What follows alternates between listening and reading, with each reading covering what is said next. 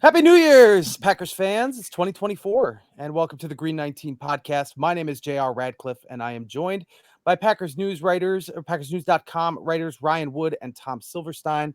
We're here to discuss the rousing 33-10 win for the Packers over host Minnesota. They closed 2023 the best possible way, and have set themselves up for a playoff berth here next week at home against the Chicago Bears at Lambeau Field.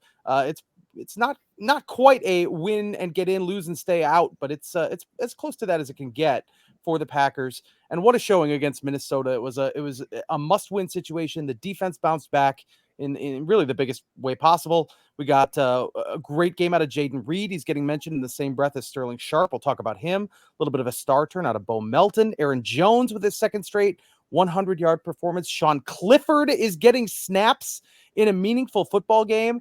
A far cry from what I was anticipating. But I want to start, guys, with Jordan Love. He's pretty much fully exceeded expectations at this point. First year as a starter, has set this team up for a chance to go to the playoffs. He's up to 30 touchdown passes on the year. Absolute just beauty, majestic pass for a touchdown to Jayden Reed in this game. Looks about as confident as possible against a complicated defense that loves to blitz. Brian Flores, he also drops 8 a lot into coverage, so this is not an easy thing to scheme against. And the Packers just had a really easy time of it. So I want to hear from both of you guys on this, but I'm going to start with Tom. I don't know if we could talk too much about the big picture and about how great of a season this has been for Jordan Love. He's gone through the valley, seems to be emerging as yet another top shelf quarterback for the Green Bay Packers. And I don't want to be prisoner of the moment. I realize this is still a one season sample, but we're almost to the finish line of that first season. And I don't think there's any way we can evaluate. We will be able to evaluate this as a disappointment for Jordan Love, even if they miss the playoffs. It's about a best case scenario from the quarterback position. So what have you learned about Love this year? What do you still need to know before you're willing to say, yeah, this guy is going to be a Pro Bowl caliber quarterback, maybe a perennial Pro Bowl caliber quarterback? And that could be for the rest of this year still, or even into next year. What's on the table that you still need to know about him? Or do you feel like this is the guy? He's absolutely going to be one of the top, maybe top 10 quarterbacks in the NFL at this point. Well, let's not get ahead of ourselves. Right now, Okay. he's winning games and he's playing far better than he did earlier in the year. And it was a good example today where Brian Flores showed him a lot of stuff, but Brian Flores was much more interested in stopping Aaron Jones than he was afraid of Jordan Love. And Jordan Love made him pay for it. Jordan Love, he picked out all the right areas to throw to. Every time there was some sort of coverage, every time they blitzed or every time they dropped out of the blitz, he just knew where to go with the ball. And that's what I was most impressed with tonight. I mean, I thought he just was very on point with their offense. Now, he's got to start throwing with his feet on the ground. He can't live making jump passes all the time. And right now it's working. And maybe it's just too late to try to do anything about it. It's maybe an off-season thing. But if they can ever get him to really lock in and, keep his feet on the ground and follow through, I think he's, sky could be the limit with him because his arm is really good and he's obviously smart enough to play the position.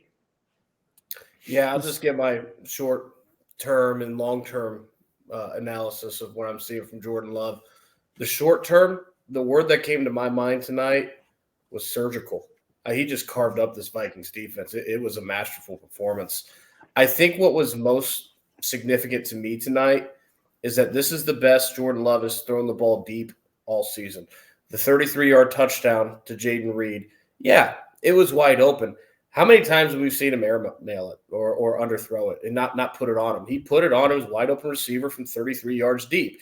And the throw that really stood out to me was in the second half down the right sideline to Romeo Doubs against blanket coverage. And Doubs didn't hold on to the catch, but he could not have thrown that ball any better if he actually just walked down, froze time, walked down the sideline and handed it to him in Romeo Doubs' hands. That's the type of throw that we just have not seen this season. It's the one last notable thing for him to check off that list. And it's only one sample size, so he's got to do that more consistently. But he started to do that tonight. If he can throw the ball deep the way that he did tonight on a consistent basis, then watch out. Now, long term, he's through 16 games now. This is the same number of games that Aaron Rodgers played in 2008. It was a 16-game schedule then. Just look at the numbers. Jordan Love in 16 games is 345 and 547, 63%. He's 3,843 yards, 30 touchdowns, 11 interceptions. In 16 games in 2008 for Aaron Rodgers, he was 341 and 536. That's 63.8%. He was 4,038 yards, about 10 yards more per game, 28 touchdowns, 13 interceptions.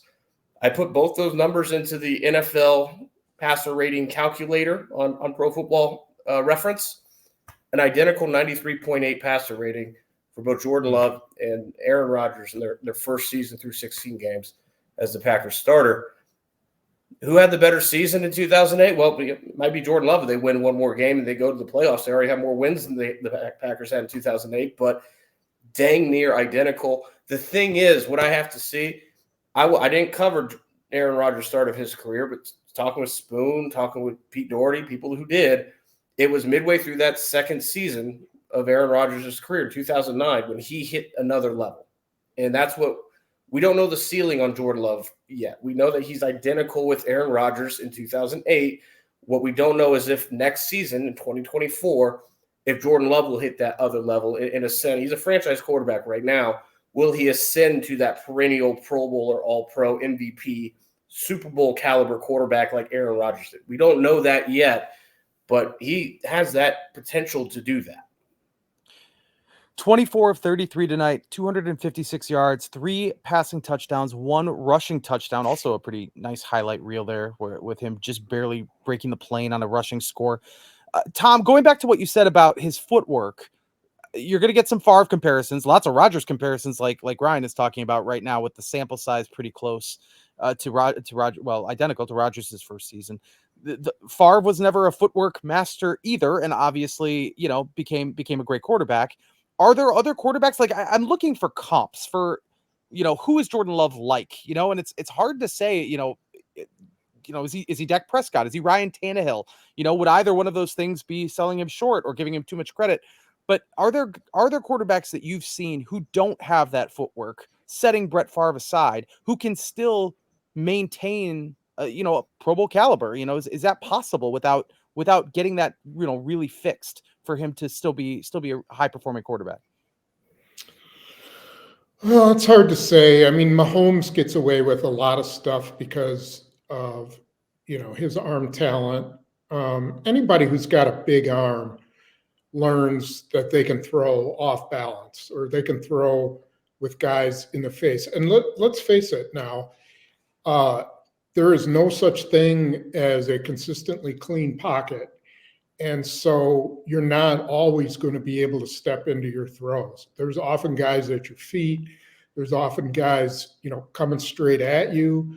There's hands being, raised to try to bat the pass down. You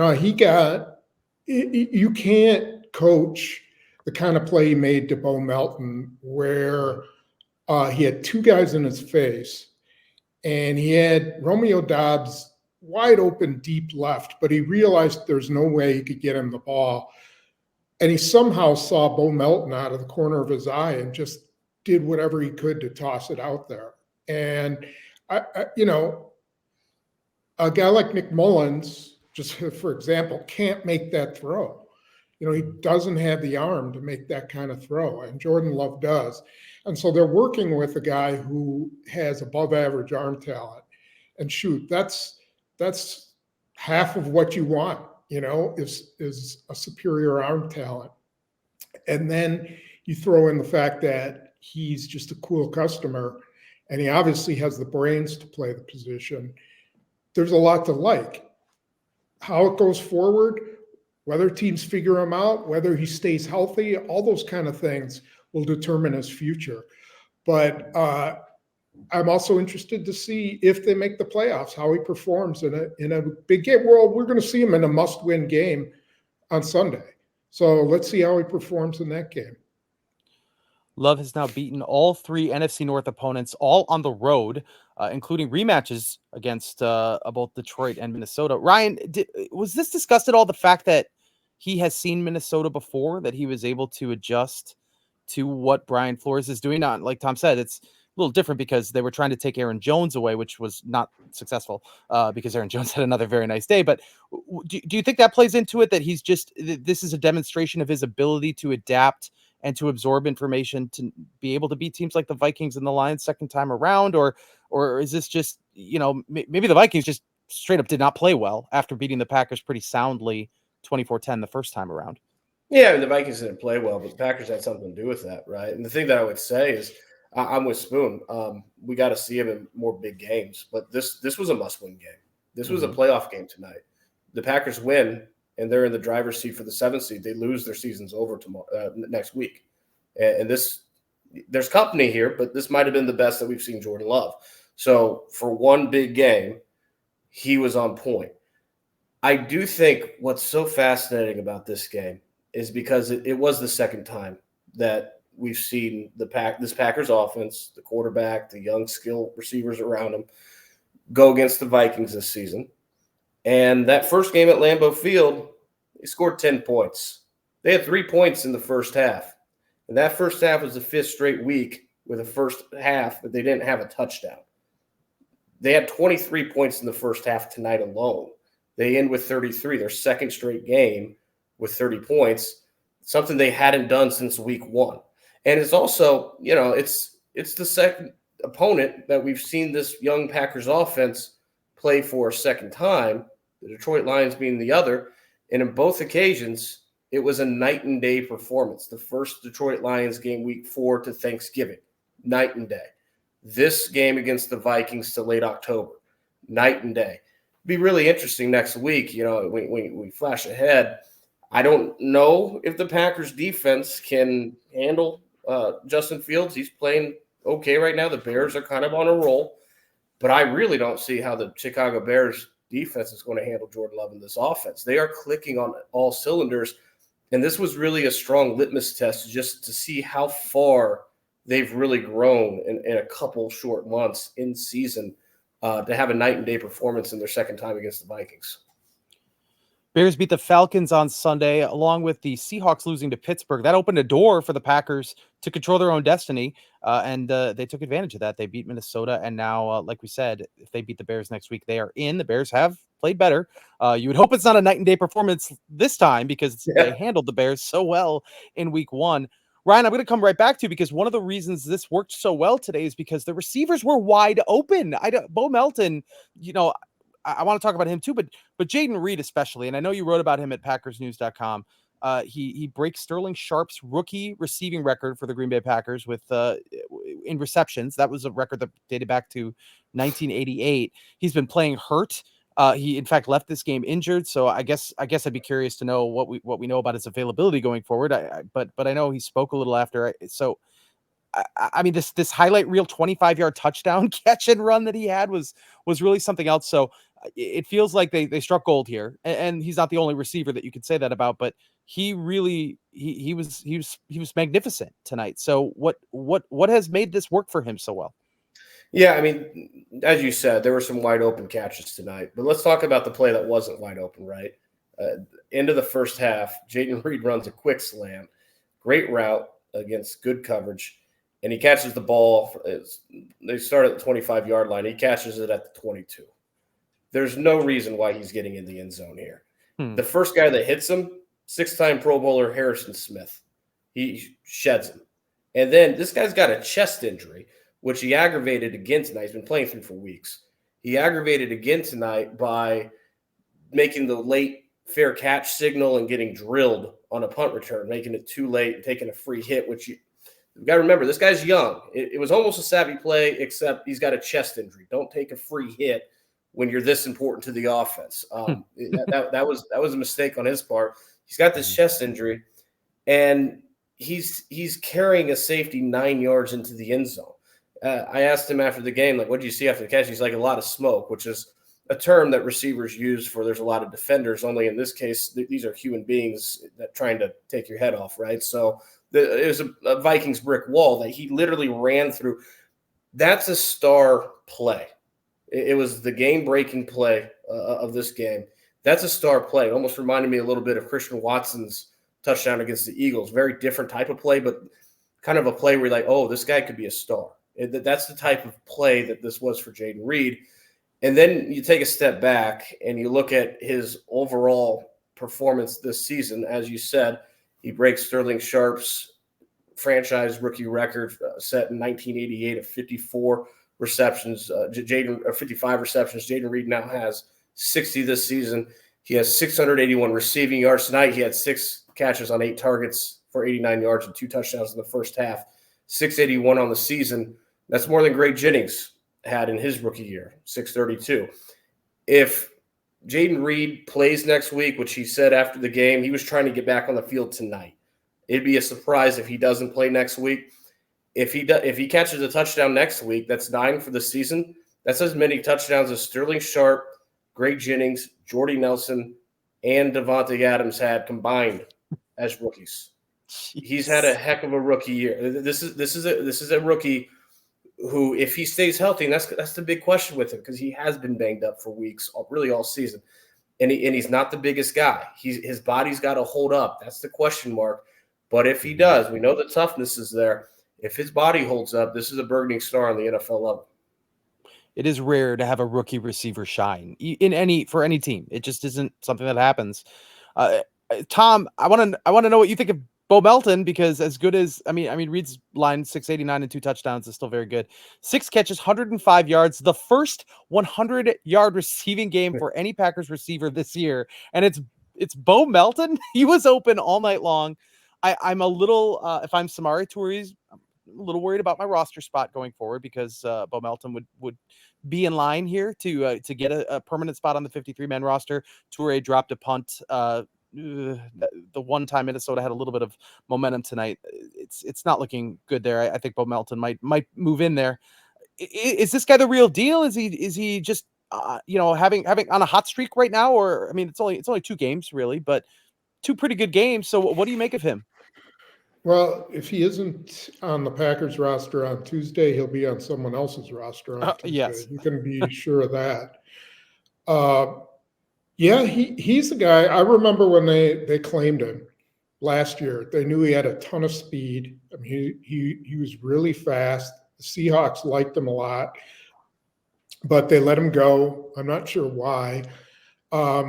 Packers liked him for special teams. They thought he could be a gunner who could, with his speed, could be really unstoppable.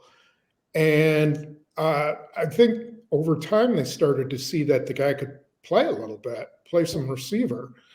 And I don't remember him a lot from training camp. I'd like to go back to my notes and see, but I don't remember a ton about him making a lot of plays. But they obviously liked him because they put him on the practice squad right away. I remember thinking, oh, well, that's kind of interesting that, they put him back on there right away.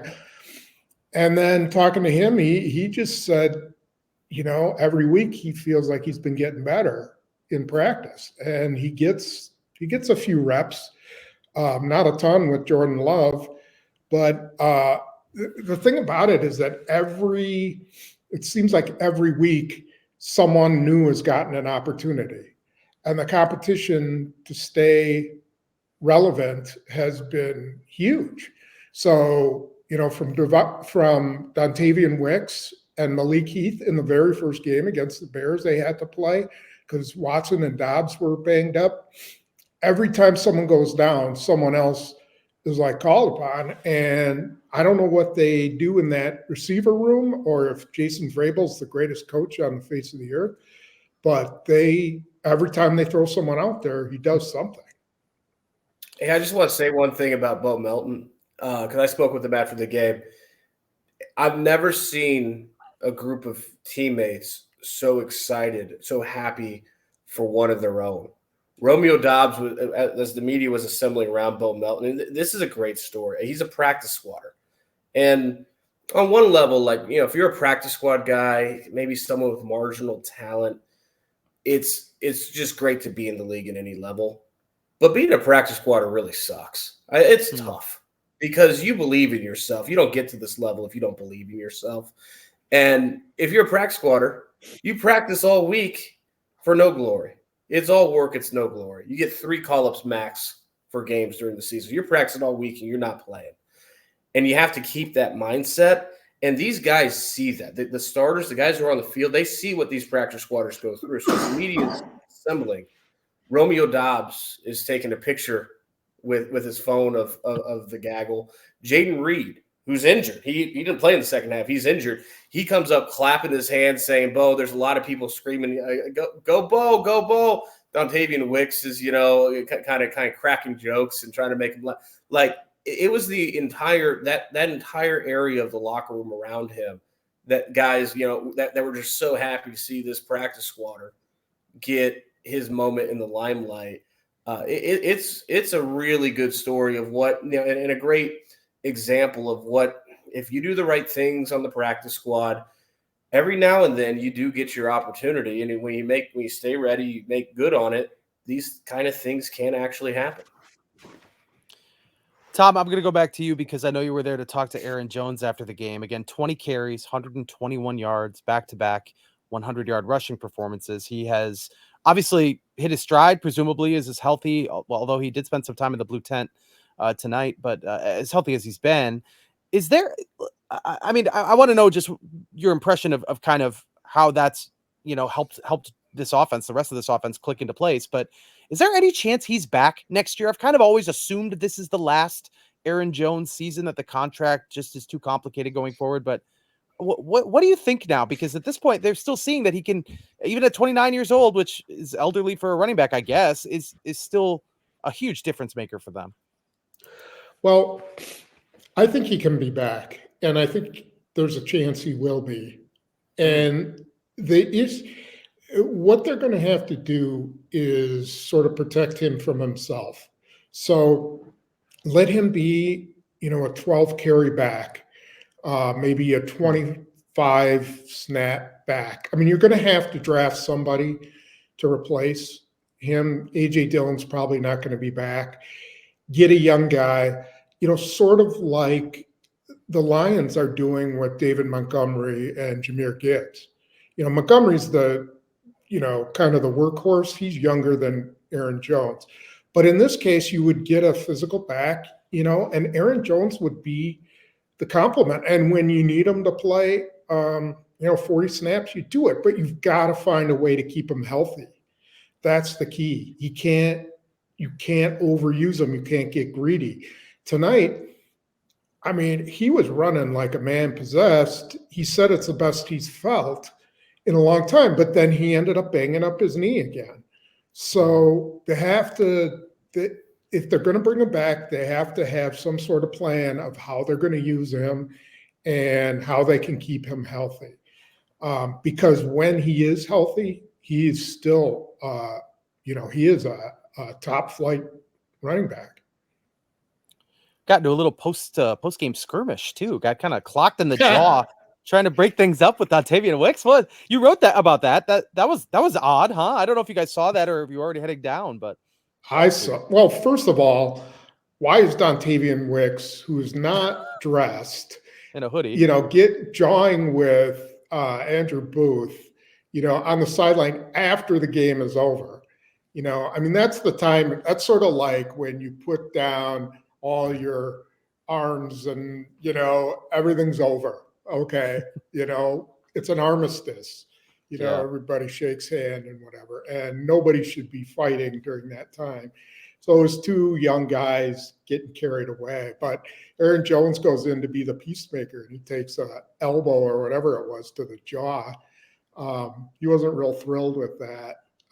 It was just a little dust up. Nothing huge, but talking, to some of the players are like, that doesn't happen. That's not supposed to happen. It's like we're all professionals, game's over. You should have left everything on the field at that point.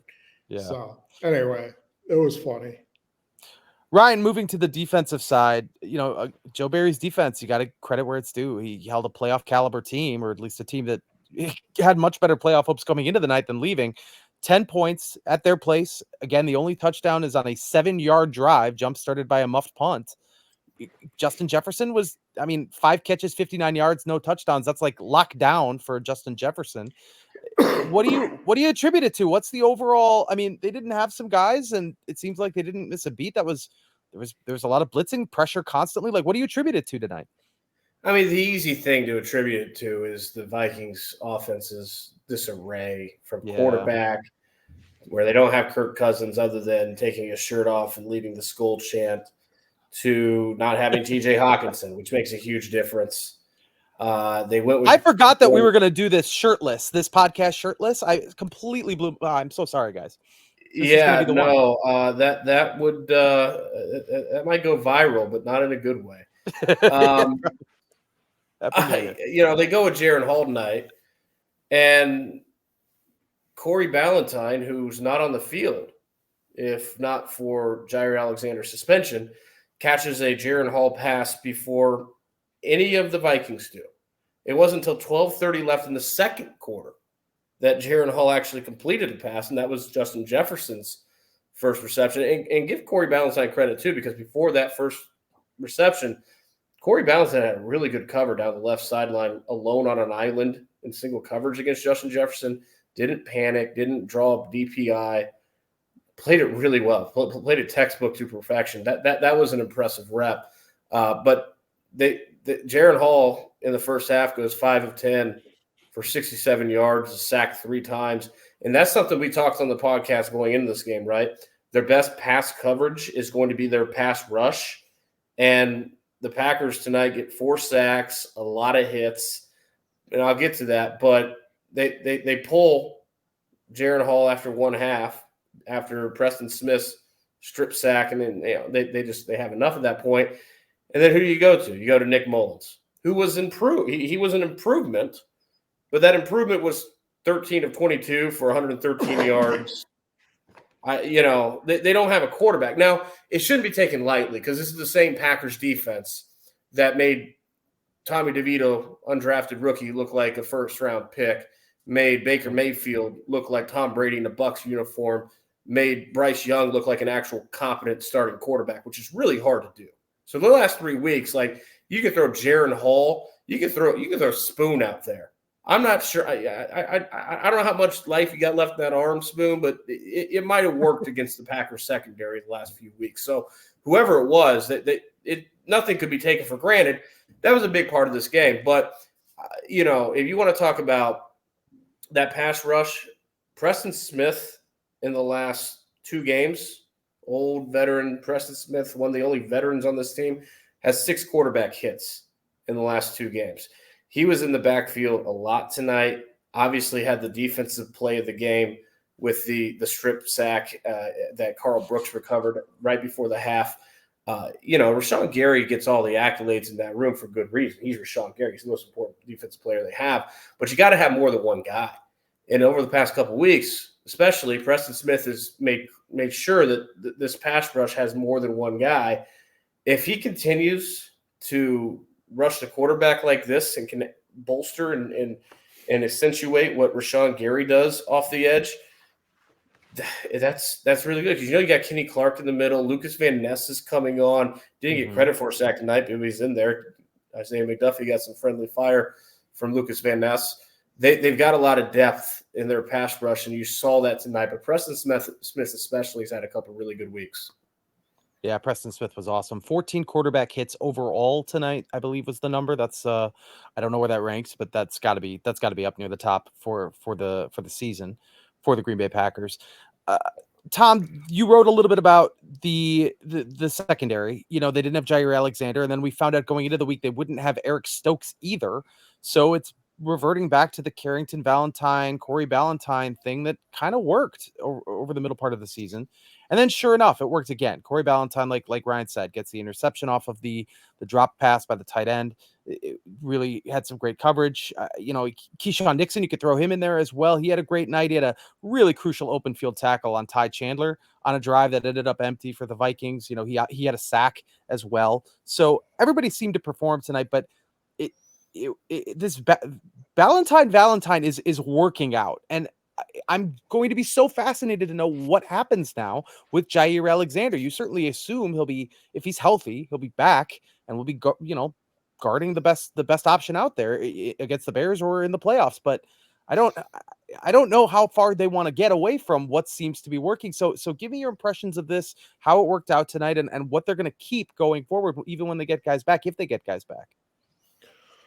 Well, you assume they're going to get Jaire Alexander back next week. The thing that's kind of fascinating about it all is that if you think about who the games that Valentine and Valentine started together, they're 4-2 in those games. And among the quarterbacks they beat were Justin Herbert, Jared Goff, and Patrick Mahomes. Mm-hmm. And they should have beaten Kenny Pickett. They had that game pretty close to winning. And the only 300-yard game they gave up passing was to Goff, and that was as the Lions were trying to crawl back into the game. So they've played very solid. Now, I aren't going to make too much about tonight. Jaron Hall was not a competent quarterback. Mm-hmm. And you add in the pass rush, and he had very little chance. However, last week against Detroit, Mullins threw 4 interceptions, and Justin Jefferson almost won that game by himself. They had a 3rd and 27, and he somehow caught some 26-yard pass, jumped over everybody. If Mullins found any way to get the ball into the end zone, they would have won that game on the final play. Mm-hmm. So you cannot erase that. Corey Ballentine was very aggressive with Justin Jefferson. He got up at the line of scrimmage. Now, he usually had help over the top, but he was not going to give him the quick stuff, which is where Jefferson gets a lot of his stuff. And then maybe you start getting nervous about playing him, and he gets you off balance. But Corey Ballentine just stood his ground and played very solidly. I think the thing, if there's anything that Jaire Alexander has to learn, is one, these two guys just do their job. They do their job first, and you don't see them really bust too many coverages. They may get beat, but it's probably a physical thing because they're not as talented as Jaire Alexander. But they're not. Jaire Alexander is trying to prove he's the number 1 cornerback in the NFL too often, instead of just playing the position. And if anything he should learn from these guys is that, they're hungry. They just want to play. They just want to play the game right. And I'm not saying that Jaire Alexander doesn't play the game right. He's a smart player, very instinctive. But he can learn a little bit, and he should be humbled by this. And if anything, he should want to fit in. And so we'll see whether that's the case, or if he continues to be immature and just thinks that, he can go out and do whatever he wants and nobody will call him on it. He did Valentine said that he called them up after the game, and they had a big, they were talking to him in the locker room after the game on his phone, and that he texted him during the week, just kind of encouraging them. So that's a good sign. He's going to start. They're going to play him. They're going to put him on DJ Moore as much as they can, and that's the right move. But, the one thing I've been real critical about Joe Barry is find roles for guys who are good. Don't just because they don't exactly fit what you do, you don't put them on the field. Find a way to get Corey Ballentine on the field. Valentine's going to start. Alexander's going to start. But you can't just, toss Corey Ballentine off to the side, I don't think. I think you got to find a role for him. And it's the same thing with Anthony Johnson. They've done a pretty good job now of finding a little bit of playing time for him. Use these guys based on matchups. And I think that's kind of what they've been missing this year. You know, Spoon, what you just said about Jaire Alexander, I've been thinking this since the suspension. This is going to be really fascinating to see how Jaire Alexander comes off of this suspension. Because as you just said, and as the Packers validated by suspending him, there has been some immaturity here, right? Conduct detrimental to the team. That is immaturity. And as you just said, Spoon, what's he learned from this? There's some things to learn. Well, you'd like to think for Jaire Alexander, who's got loads of potential, there's a reason why he got the contract, that this was a learning moment for him, that he is going to come back from this with his head on straight, grown up a little, less immaturity. And if that happens, watch out, because a very focused Jaire Alexander is a dangerous thing for opposing quarterbacks. It's a great thing for the Packers going into this game. You would think Jaire Alexander is going to come into this game, especially with how this secondary played tonight, wanting to show that he's still Jaire Alexander. That he's the guy that shut down Justin Jefferson almost by himself last year at Lambeau Field. And that when you put him against any receiver in this league and he's at his best, he can take care of it. You'd think that that's the type of Jaire Alexander that comes back. So did he learn from this? I think that's going to be really interesting to see. Yeah, and the part of it that I want to see is, does he go in and demand that he should cover DJ Moore? No, you don't get to dictate how the defense is going to be run. The defense is run how it's run, and you do your job. If they ask you to cover DJ Moore in the slot, or they say, you can switch sides, but not in the slot, or we just want to play defense, we believe in Corey Valentine. I mean, wasn't that – I think that was sometimes the issue with Rasul Douglas, that Jaire Alexander wanted to be the guy all the time. But so what was Rasul Douglas, chopped liver? So just play the defense. You come back and be a team player.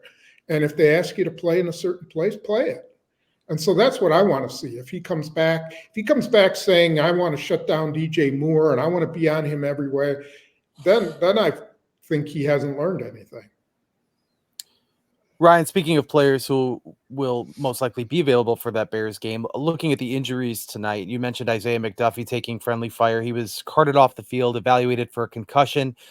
Josh Myers, in garbage time of this game, was picked up a late injury. So I haven't heard how he's doing after the game. Preston Smith, who after poor Christian Darrisaw, the Vikings offensive lineman, after he tore him apart, he actually left the game with an injury. Obviously Jayden Reed left, and you mentioned that you expect him to give it a go next week. But any of these more concerning than others, or any that sound like they're going to be big time issues? I believe Preston Smith returned from that injury. He did, and I felt like asking him, do you have an incentive or something you were trying to hit? Because there was no reason for him to go back in. And I was like, why did you go back into the game? So I think I'm going to go and look. I think there must be some kind of incentive he's trying to reach. And Spoon, it was like one of the last few plays of the game where Josh Myers went down. I didn't see it, because if you don't know, the end of the game for me, I don't see, because I have 1,000 words due at the end of the game. So the end of the game, I'm always facing the computer trying to survive another week. So I don't know, Spoon, if you saw what happened. I didn't even see who moved to center. Who moved to center? I missed it. I don't know that. Or was that their last offensive play? I saw Royce Newman went in at left guard, and then Sean Ryan replaced Runyon. But I never looked to see who was playing center. And did Elton Jenkins also check out? Because Ryan came in for Jenkins. I assume they were resting him at game was. I think they were resting him because he's had a shoulder and a knee injury. Yeah. The injury. Go ahead. Oh, I was just going to say, I saw Myers in the locker room. I didn't talk to him, but I don't know. He may have gotten kicked in the privates or something like that. The way it looked, it wasn't like oh, this guy just blew out his knee or anything like that. That's how it looked to me. McDuffie, Yeah. I felt he did not look good. I mean, even after the game in the locker room, they have to, keep him off the side. You can't talk to him because he's in concussion protocol. Sure. And when he was on that cart, man, he looked like he was out of it. I hope he's okay. That's the injury to me that if you're the Packers, and obviously first things first, you hope Isaiah McDuffie's okay because he was woozy walking off the field. That's never good to see. But that's the injury, if I'm the Packers, I'm most concerned about because he's played really well with Devondre Campbell missing another game tonight. We have no idea what the status is for him going into the final week. Isaiah McDuffie has played really well in his place. If he can't go, if he still has a concussion, then you're looking at Eric Wilson and Quay Walker. And linebacker is going to be awfully important when you're trying to contain Justin Fields, who is a runner, right? I mean, he doesn't do much with his arm, but he can take games over with his legs. You got to be really sound at the second level of your defense against Justin Fields. They not having Isaiah McDuffie is an issue. Now having Quay Walker healthy, that's good in terms of QB spy. Quay Walker's built for that type of a role. You're going to see Quay Walker in that role, but Eric Wilson has not played near as much, and you wonder how he can hold up in that type of matchup. Whereas Isaiah McDuffie might not have the range sideline to sideline, especially compared to a Quay Walker, but he's played pretty well. Mm-hmm. All right, we're getting closer here where we got to land this thing, and we'll obviously be looking ahead to the Chicago game. Packers are going to do this. They're going to the playoffs. I'm going to call it right now. I don't know how they got here. I can't believe they're here, but they are in a great shape. All they need to do is beat the Chicago Bears. Easier said than done. They were in the same spot last year. I guess before we do that, just anything else that you guys saw in this game that you wanted to touch on? Just a quick hitter. We could talk about Anders Carlson. He missed another PAT, but was otherwise spot on, I guess. Anything else? Spoon, I'll start with you. If there was anything that you noticed that you wanted to harp on here before we get out of here.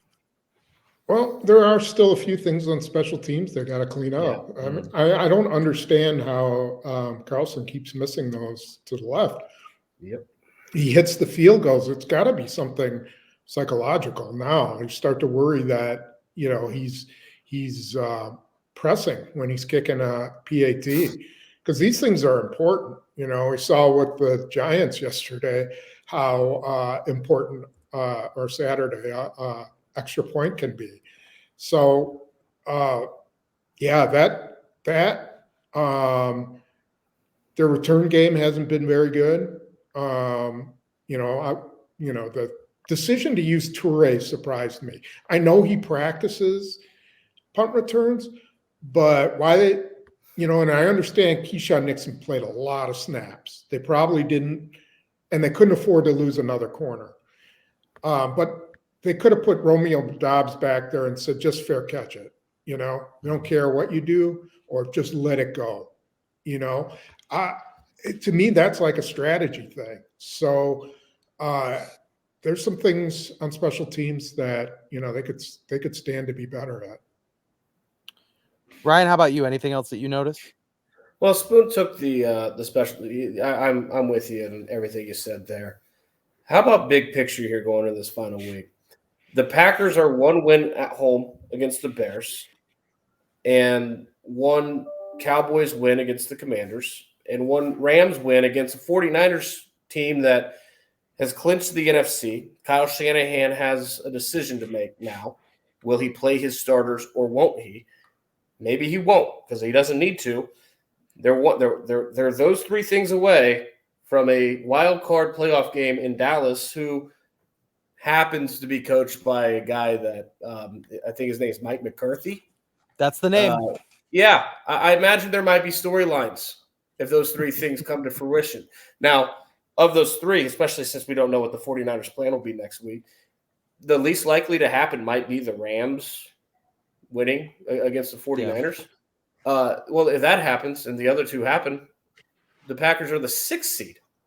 I mean, it's stunning to think about that. And that's the 6th seed. You're looking at them going back to Detroit. That's a game we have no idea. Look, we have no idea how this team is going to play from week to week, but they play good. We've seen their good side and their bad side. They play good football. They could win that game. It's really fascinating right now. But yeah, just how you look at those 3 little dots and you connect them, how easy it could be to have a Packers versus McCarthy playoff game in Dallas. That might draw some attention. Yeah, I don't think you want to be the. Oh, go ahead. I just want to add one last thing about the Bears game. I would not put that in the W column yet, because in some ways the Bears are like last year's Lions. They're a team that is trying to establish themselves, and with a very physical brand of football. They play some very physical defensive football. They're not a great offensive team. They don't throw for a lot of yards. They don't have a great running back, but they will beat you up on defense. And, the Packers are going to have to deal with that. And that's what the Lions did last year. They came into Lambeau Field and they beat the crap out of the Packers. I mean, just were more physical. And the other thing is, the Bears have nothing to lose. They're already got the number 1 pick in the draft. Right. And it doesn't matter win or lose. They got the number 1 pick in the draft. So they're coming in here like, okay, this is going to be our field and it's going to be our kickoff to next season, just like it was for the Lions. So I wouldn't quite, call that a win yet. The Packers should win because they're a better team. But, we saw that happen last year, and it wasn't the case. Yeah, the parallels are eerie because both teams expect to be really good the following year. That obviously was borne out with the Lions, and the Bears should be good in addition to having the number 1 draft pick, which could certainly be a big boost for them as well. If they do win, 3 options mentioned: Detroit, Dallas, Philadelphia could also win the NFC East over Dallas. That would be unlikely because it requires Washington beating Dallas, but that could also be a first-round destination if the Packers win next week. There is technically a scenario where they lose to the Bears and still get in, but it requires 3 other things to go right. I would not plan on that. Yeah, yes, yeah, I know, guys. 8-9. Who's ready for 8-9 playoff football? It is theoretically possible. They are Ryan Wood and Tom Silverstein working into the early morning hours on New Year's Day, talking Minnesota Vikings, this huge win for the Green Bay Packers. Again, 33-10 in Minnesota. Packers coming back. Big game next week. We'll have a lot more at packersnews.com. Thank you for tuning in. Green 19 will be back on Thursday. Check out Pete Doherty on the After Further Review podcast coming up early in the week. And we will talk to you again very soon. Bye-bye, everybody.